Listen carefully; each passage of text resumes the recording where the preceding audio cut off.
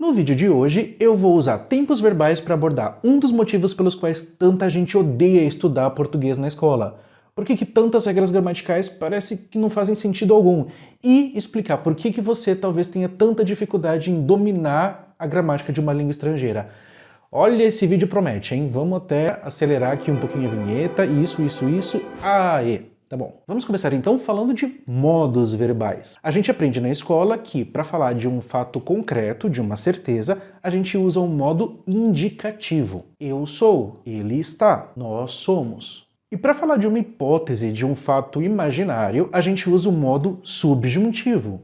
Se eu fosse, se ela fizesse, se nós fôssemos. Então, em uma frase como talvez ele esteja doente, o verbo estar está no subjuntivo, porque eu estou falando de uma hipótese, eu não sei se ele está doente ou não. Só que eu posso expressar a mesma coisa e fazer uma frase usando o modo indicativo. E aí eu vou dizer, ele está, talvez, doente. Mas espera, o indicativo não era usado para falar de alguma coisa sobre qual a gente tem certeza? Como é que aqui eu estou usando o indicativo para falar de uma hipótese? Não faria mais sentido usar o subjuntivo e dizer ele esteja, talvez, doente? Aliás, falando nisso, o subjuntivo é um caso sério. A gente tem o presente do subjuntivo, que eu venha, que nós venhamos. O pretérito passado do subjuntivo, se eu viesse, se nós viéssemos. E o futuro do subjuntivo, quando eu vier, quando nós viermos. Só que não dá para confiar nessas desses nomes, porque volta e meia, para falar sobre uma ação hipotética no futuro, por exemplo, eu tenho que usar o subjuntivo no presente. Por exemplo, em espero que ela venha. O verbo venha denota um fato que, se acontecer, vai acontecer no futuro, mas ainda assim está conjugado no presente do subjuntivo. E também tem o oposto. Quando alguém diz, se você quiser, pode pagar amanhã. O quiser aqui se refere ao presente, tanto que eu poderia reformular e perguntar, você quer pagar amanhã? Mas o verbo quiser está conjugado no presente? Não, está conjugado no futuro do subjuntivo. Uso o presente para falar do futuro, uso o futuro para falar do presente. Tem como não ficar totalmente confuso? Não é à toa que tanta gente detesta, né? O subjuntivo é um modo tão xarope e tão pobre em termos semânticos, em termos do que ele realmente expressa, que tem muita gente que já está abandonando de vez o subjuntivo, pelo menos na língua falada. Com certeza você já ouviu alguém falando algo como eu quero que você chegue cedo, usando o indicativo chega em vez do subjuntivo chegue. E se você acha isso coisa de gente burra e sem instrução, pense de novo. Esse processo já aconteceu nas línguas germânicas como o inglês. Tirando o alemão, essas línguas já substituíram o subjuntivo pelo indicativo.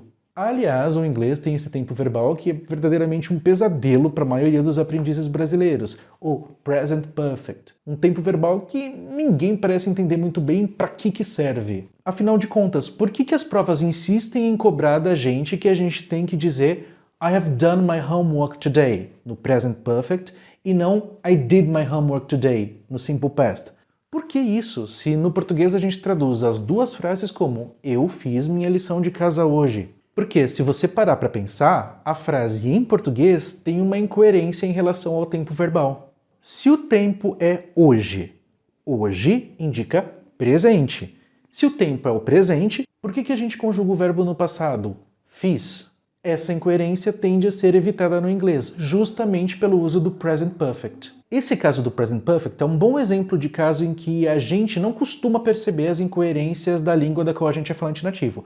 Mas se um estrangeiro resolve aprender a nossa língua, todas essas incoerências vêm à tona. A mesma coisa quando a gente vai aprender uma língua estrangeira. Todas as aparentes contradições da gramática daquela língua parece que chegam para assombrar a gente.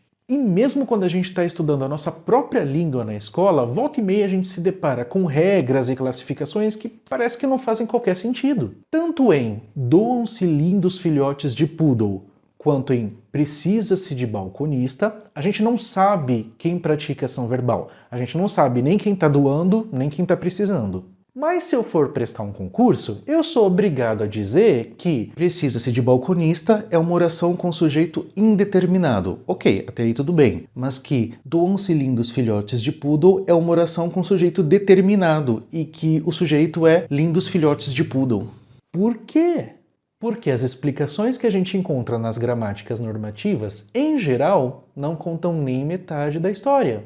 Sabe quem costuma estudar a história toda? Adivinha, o nome começa com lin e termina com guistas. Já pode deixar sua curtida se você se sentiu vingado porque um professor acabou de dizer que as regras da gramática tradicional muitas vezes não fazem qualquer sentido hoje em dia.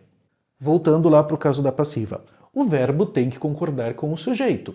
Ele faz, nós fazemos, elas fazem. Ou seja, o verbo muda de forma de acordo com o sujeito da oração. Muda de forma, então é uma questão de morfologia. Acontece que se a gente pensar o sujeito como aquele ou aquilo que pratica a ação, a gente está indo para um conceito semântico, do campo do significado, da lógica da oração. Só que nem sempre a forma, a morfologia, bate totalmente com o significado, a semântica. Volta lá pro eu fiz minha lição de casa hoje.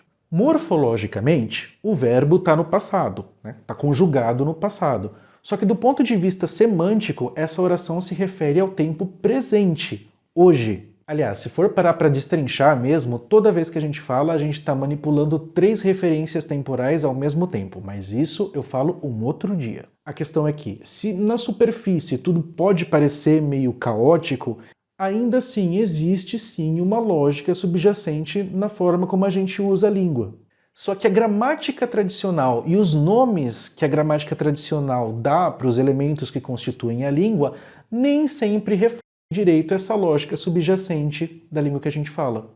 É claro, é evidente, se você quiser, você pode simplesmente ir lá para uma professora de gramática normativa e decorar que quando se estiver junto de um verbo transitivo indireto, se é índice de indeterminação do sujeito e, portanto, o sujeito da oração é indeterminado. Pode ser que você consiga memorizar essa regra, aplicar isso e sucesso para você. Mas mesmo que saber a regra faça você acertar a questão, isso não quer dizer que a regra em si tem sentido. E muito menos que saber essa regra seja o suficiente para você ter mais segurança e se sentir mais confortável na hora de ler, entender ou até mesmo produzir textos mais complexos, mais claros, mais fluidos, enfim, textos melhores e mais ricos. Baseei esse vídeo nesse livro aqui. Se você tiver interesse em comprar usando o link na descrição, você de quebra me ajuda a continuar produzindo vídeos para esse canal. Muito obrigado pela sua atenção e até a próxima!